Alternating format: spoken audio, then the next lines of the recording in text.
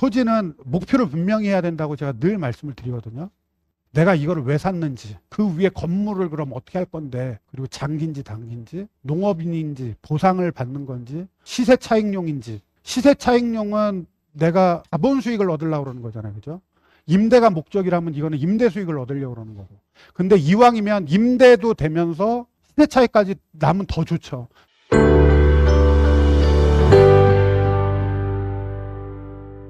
저는 첫 낙찰이 한 2003년도였고요.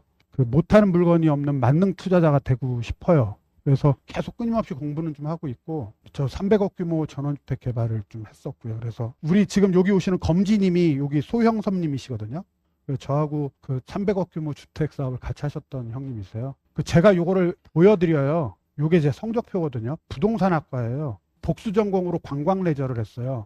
관광 레저를 한 거는 개발 때문에 관광 레저를 한 거예요. 관광 레저. 거의 다 A+예요. 어쨌든 부동산 관련돼서는 학교에서 공부했던 것과 이제 실전 과정이 이렇게 좀 녹아나니까, 그래서 아마 제 장점이 좀 편한 게, 남들보다 좀 쉽게 설명을 할 수 있는 게 경험하고 이런 이론하고 이런 게 있어서 그런 것 같아요. 그래서 그냥 편하게 그냥 믿고 오셔도 될 것 같다라는 좀 생각이 들어요. 나는 이런 사람이다, 요 정도로 해서 좀 보여드리고 시작하려고 이런 것들을 했잖아요. 그 실전도 많이 해봤으니까. 답사 빼면 3시간씩이면 9시간 정도인데, 그거 다 제가 이렇게 좀 말씀 좀 드릴 거고요. 그 사람들이 이제 저 후기 쓴 것들 보면, 숙제를 하잖아요. 숙제 후기들을 보시면 그 쓰시는 내용들이 실제로 보면 되게 장난이 아니에요. 그러니까 다 할 수 있어요, 이런 거. 이게 다 법이에요, 법인데, 모르는 거는 그냥 찾아보면 돼요. 그냥 오늘은 그냥 이해만 하시면 된다고 생각하면 되거든요. 아, 그냥 이런 게 있구나 정도. 그래서 내 물건 만들었으면 좋겠다. 그래서 내 인생 물건을 만드는데, 그 첫 시간이 오늘 이제 도시토지 할 거거든요. 도시토지인데, 도시토지도 딱 핵심이 있더라고요. 그 토지는 목표를 분명히 해야 된다고 제가 늘 말씀을 드리거든요.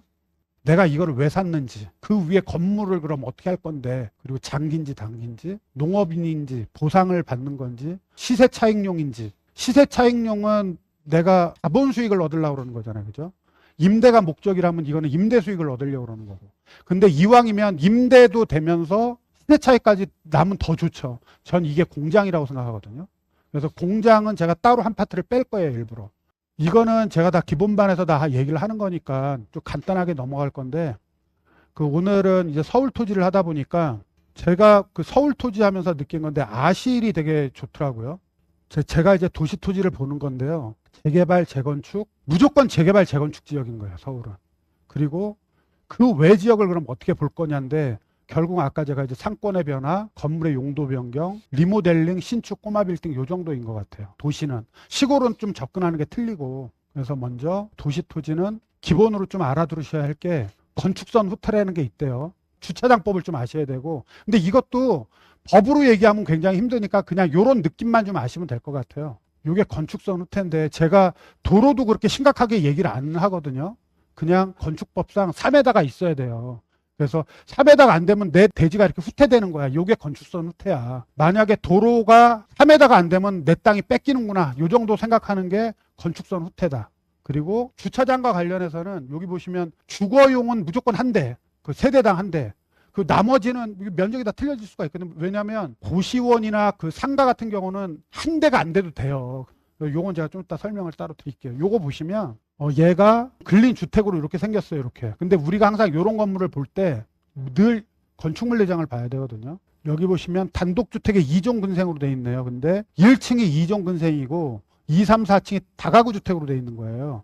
다가구 주택으로 돼 있고, 여기 보시면 주차장이 6개네요. 주차장이 6개면 우리는 짐작을 할 수가 있는 거예요. 아까 1층도 요 정도 면적이면 주차장 하나는 있어야 되겠죠. 그죠?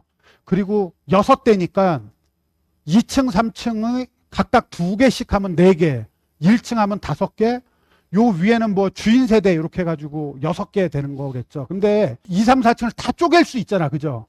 대수선에가 쪼개놓잖아요. 그럼 요게 불법으로 돼 있는 경우가 있어요. 근데 얘 같은 경우에 제가 위반이라고 써놨잖아요. 이 5가구로 돼 있네요. 5가구. 그럼 얘는 위반이 아닌 거죠. 근데 이런 거를 보면 위반인 게 되게 많아. 위반인 거는 그 위반 면적만큼 이행강제금을 내야 되거든요. 그 이행강제금이 월세보다 많아버리면 안 되잖아요. 위반한 면적만큼 나와요. 면적만큼. 한번 걸리면. 근데 웃긴 거는 내가 세입자였어. 근데 나가면서 내가 신고를 하고 하는 경우가 있어요. 이게 그냥 겉으로 봐서는 위반인지 아닌지 잘 모를 거잖아요. 그죠? 근데 세입자가 집주인하고 싸우다가 나중에 신고하고 가버린다니까? 그러면 대수선 다 하려면 일단 이전 도면이 있을 거잖아요. 그죠? 원래 도면이 있을 거잖아? 그리고 현 도면을 또 그려야 돼. 그리고 요거를 제대로 된 도면으로 다시 바꿔야 되거든요. 이거 건축사가 다 해야 돼. 그러니까 이게 돈이 많이 들어가. 근데 요런 물건이 되게 많아요. 나중에 제가 근린주택만 따로 좀 한번 위반된 거 안 된 거 이렇게 해서 보여드릴 건데 요런 경우가 되게 많다. 그래서 주차장을 이렇게 보셔라. 주차장. 이거 한번 볼게요. 다가구 원룸으로 돼 있어요.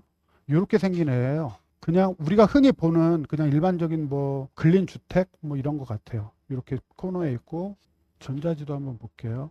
여기가 어쨌든 이렇게 개발이 되는 데 같아요. 그죠? 스카이뷰를 한번 보면 그 북한 쪽하고 접경 지역이다 보니까 안 나오는 것 같아요. 근데 이렇게 보시면 아직 많이 안 졌네요. 그죠? 많이 안 졌으니까 아직 성숙한 되지는 않은 것 같아요. 그죠? 근데 아직 이렇게 이제 아직 완성이 되지는 않았어. 하나씩 들어서는 것 같아요. 이렇게 생긴 애가 10억인데 저는 얘 주차장을 보고 싶은 거야. 도대체 얘가 몇 대인지. 그래서 건축물 대장을 이렇게 좀 봤어요. 봤더니 두 가구라고 돼 있네요. 두 가구. 지상 2층이고 높이가 9.3m. 여기 보니까 주차가 5억 외로 6대가 돼 있네요. 그러면 요거는 쪼갤 수가 있거든요. 6가구로 할 수가 있으니까. 그리고 여기도 그냥 다가구 주택으로만 이렇게 돼 있잖아요. 그죠? 근데 어쨌든 주차장이 6개면 얘는 어쨌든 세대를 최소한 6개는 쪼갤 수는 있다.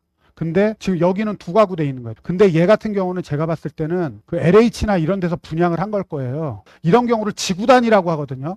얘는 몇 층까지밖에 못 짓게 만들고 들어갈 수 있는 가구 수를 세팅을 하기도 하거든요. 그러면 내가 임대료 대비해서 가격만 맞으면 내가 들어가면 되는 거죠. 일사편리로 하면 소유주하고 이렇게 그 부동산 종합증명서를 무료로 발급받을 수 있다고 그랬잖아요. 이렇게 해서 얘를 보면 이렇게 건축물 현황 도면도 떼볼 수가 있어. 근데 아까 그건데 보이시나요? 여기 1, 2, 3, 4, 5, 6이라고 주차 도면이 이렇게 그려져 있는 거야. 그죠? 그래서 그 일사편리에는 이렇게 건물 현황도까지도 이렇게 좀 나온다. 저는 일사편리를 자주 보는 이유가 소유권을 확인하기 위해서. 내 땅 말고 내 옆 땅의 소유권을 확인하기 위해서 보고 이런 현황도나 이런 것들까지 볼 수 있기 때문에 그래서 일사편리를 본다. 그리고 일조권 뭐 이런 거 있고 사선 제한 일조권 이런 거에 대한 거거든요. 내 건물로 인해서 남의 일조권을 침해하면 안 될 거잖아요. 북쪽 건물이 있고 남쪽 건물이 있는 거에 따라서 이렇게 이제 일자로 지을 수 있는 애가 있고 이렇게 사선으로 져야 되는 애가 있는데 요게 한 예예요. 수원시 장안구 정자동에 있는 건데 하나는 요 빨간 거 옆에 거고 이렇게 요거는 향이 남쪽을 보는 향이에요. 얘는 남쪽을 보는 향. 남향인 애는 건물을 지면 이렇게 사선으로 져야 되는 거야. 남을 보고 있는 쪽은. 근데 이렇게 북을 보고 있는 쪽은 왜냐하면 내 뒤가 남쪽이니까 해 뜨는 거하고 상관없으니까 얘는 이렇게 지을 수가 있는 거야. 그러니까 남향이냐 북향이냐에 따라서 건물 짓는 게 좀 틀릴 수가 있다. 요 정도만 이해하시면 돼요. 그래서 가끔 가다 이렇게 딱 보고 도로 기준으로 해서 남향이냐 북향이냐 봐서 이렇게 일조권 침해 때문에 건물을 못 짓는 애들이 있을 수 있다. 무슨 말인지 이해되시죠? 이거는 가서 한번 보시면 돼요. 별거 아니니까. 도시 토지를 볼 땐 최소한 한 요 정도.